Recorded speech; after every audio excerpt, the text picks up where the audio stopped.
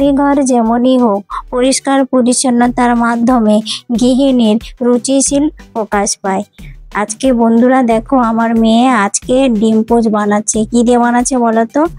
ওই যে আমরা অনলাইন থেকে নিয়েছিলাম না 11 ইলেকট্রিক এক বয়েল, তো সেইটা দিয়েই আজ ও প্রথম নিজের হাতেই মানে ডিম পোচ বানাচ্ছে। তো আমি ওকে বললাম যে বানাও তো, তুমি পারো নাকি, চেষ্টা করো। ও বলছিল পারবো না পারবো না, বলি চেষ্টা করো, সব পারবে। চেষ্টাই মানুষের, আর ধৈর্য ধরেই মানুষ সব কাজে এগিয়ে যেতে পারে, সফল হতে পারে।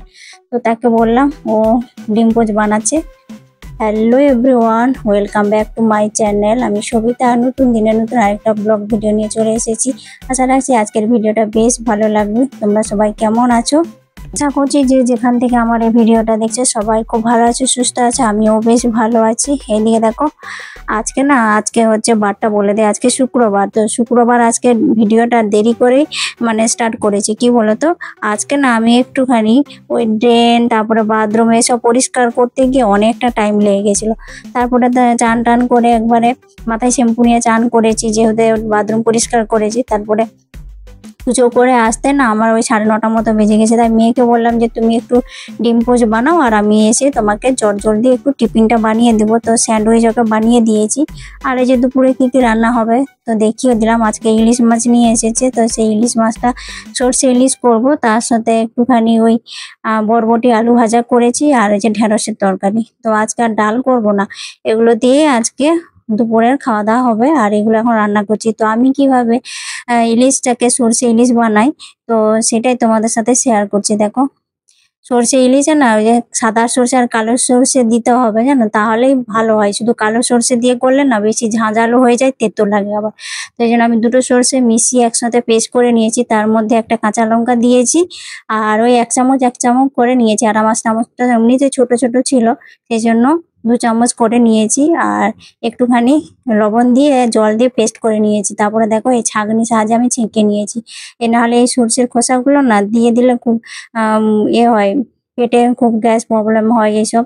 তো সেই জন্য সর্ষের খোসাগুলো এরকম করে ছেঁকে নিলে তাহলে আর কোনো অসুবিধা হয় না। তো যেহেতু কোনো জিনিসের সর্ষে দিয়ে করতে গেলে এরকম যদি সর্ষেটাকে ছেঁকে নেওয়া হয় তাহলে খুব ভালো হয়। তো তারপরে দেখো, কড়াইয়ের মধ্যে তেল দিয়ে তারপরে একটুখানি কালো জিরে দিয়েছি ফোড়ন হিসেবে, আর একটা কাঁচা লঙ্কা ভেজে নিয়ে তারপরে সর্ষে বাটা মানে সর্ষের যে জল করে রেখেছিলাম সেটা দিয়ে এখন মাছগুলোকে দিয়ে দিচ্ছি, কাঁচা মাছ, ছোট ইলিশ মাছগুলো। তারপরে এদিকে একটুখানি সেদ্ধ হয়ে গেছে, মানে মাছগুলোকে মাঝে একবার আমি ঘুরিয়ে নিয়েছিলাম, উল্টো পাল্টে করে নিয়েছি।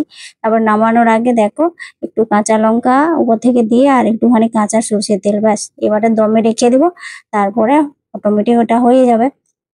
আর আজকে কি কি রান্না হয়েছে সেটা দেখিনি আমি। কি বলতো, চটজলদি রান্না করেছি তো, আর সবকিছু রান্না তোমাদের সাথে শেয়ারও করা হয়নি। ওইদিকে দেখো, সর্ষে ইলিশ করেছি, আর এই যে আলু কুঁদরি ভাজা, আর ওই যে চিচিঙ্গা ভাজা করেছি, আর ঢেঁড়সের তরকারি করেছিলাম। আর এইগুলো না কালকে ছিল, যেহেতু বৃহস্পতিবার ছিল না আগের দিন, তো ওই দই পটল এগুলো রান্না করেছি, সেগুলোই ছিল। তো ওই জন্য আর বেশি কিছু রান্না করলাম না। দই পটল এগুলো দিয়ে মেয়ে খাওয়া হয়ে যাবে। আর মেয়ে মাছ খাবে না, ইলিশ মাছ বলে কোনো মাছই খায় না। তো রান্না বান্না সেরে গ্যাস ট্যাস মুছে পরিষ্কার করে নিয়েছি, আর এখন এই যে করছি। আসলে আমাদের গৃহিণীদের কি বলতো, ছোট বাড়ি হোক আর বড় বাড়ি, যেই রকম বাড়ি হোক, যেই বাড়িটাকে আমরা যদি পরিষ্কার পরিচ্ছন্ন করে রাখি, তাহলে দেখবে সেই বাড়িটাই আমাদের দিনের শেষে মন্দিরের সমান লাগে, আর সেখানে আমরা শান্তির জায়গা খুঁজে পাই। তো সেই জন্যেই ছোট বড় কোনো পার্থক্য না করে যেমন বাড়ি আছে সেটাকে আমরা সাজিয়ে গুছিয়ে রাখি। প্রত্যেকটা গৃহিণী সেটাই করে, যে আমার সংসারটা কিভাবে সাজিয়ে গুছিয়ে রাখলে বেশ পরিপাটি এবং সুন্দর দেখাবে। তো সেই রকম আমিও করেছি।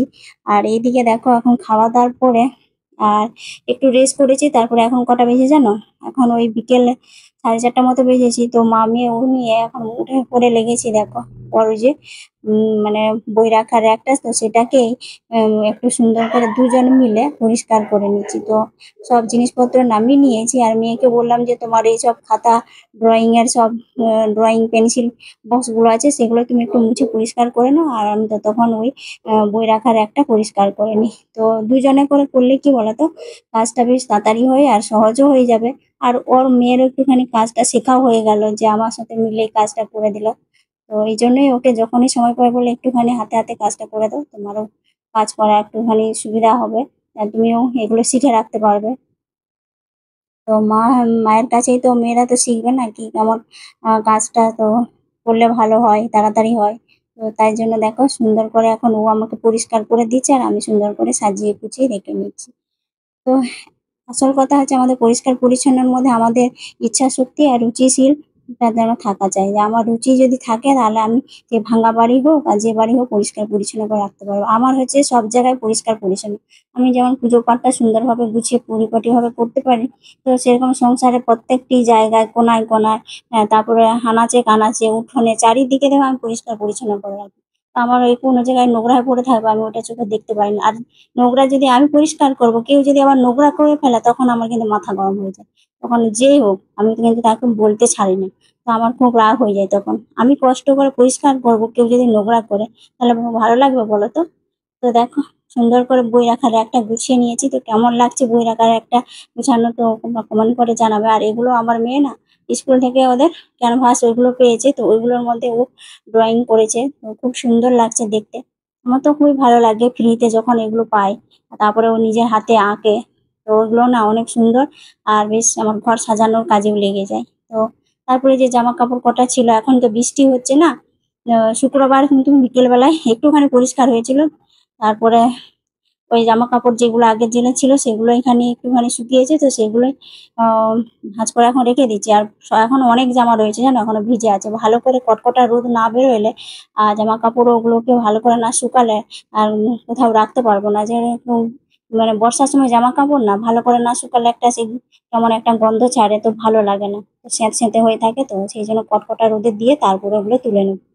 তো যাই হোক, দেখো তোমাদের সাথে কথা বলতে বলতে কিন্তু আমার অনেক কাজ এগিয়ে গেছে, দেখেছো?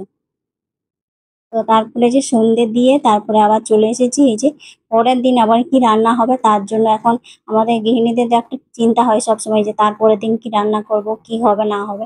তো সেই জন্য সবজি যদি ঘরে থাকে না তাহলে সবজিটা কেটে রাখলে সুবিধা হয়। তারপরের দিন হয়তো ঝটপট করে রান্নাটা করে নিতে পারবো। তো অল্প সময়ের মধ্যে হয়ে যাবে।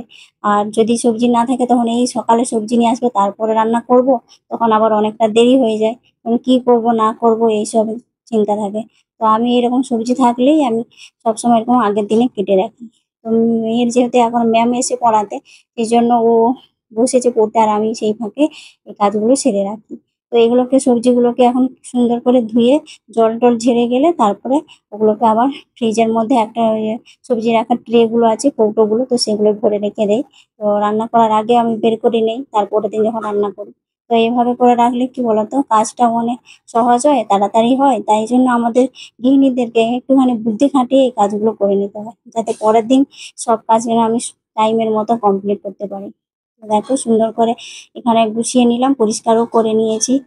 তারপরে এই যে রাতে যেটা আবার রান্না করতে হবে, তো রাতে এই যে রুটিটা করছি। তো কিছু বন্ধুরা আছে জানো, এই যে ভিডিওটা দেখে না, না দেখে কমেন্ট করে চলে যাচ্ছে। সেই সকল বন্ধুদেরকে বলছি ভিডিওটা ফুল ওয়াচ করবে। ভিডিওর যদি কোনো অংশ ভালো লাগে তাহলে প্লিজ বন্ধুরা চ্যানেলটাকে সাবস্ক্রাইব করে আমার পাশে থাকবে। আর পুরানো বন্ধুদেরকে বলছি তোমরা ভিডিওটা ফুল ওয়াচ করবে, এইটুকু সবার কাছে অনুরোধ। সবাই সবার এভাবে পাশে থাকো, তাহলে আমরা সবাই কিন্তু একসাথে এগিয়ে যেতে পারবো। তো ভিডিওটা আমি এখানেই শেষ করছি। কেমন লাগছে অবশ্যই কমেন্ট করে জানাবে। তোমাদের একটা কমেন্টে আরো নতুন ভিডিও বানাতে উৎসাহিত করে। সবাইকে টাটা বাই, গুড নাইট।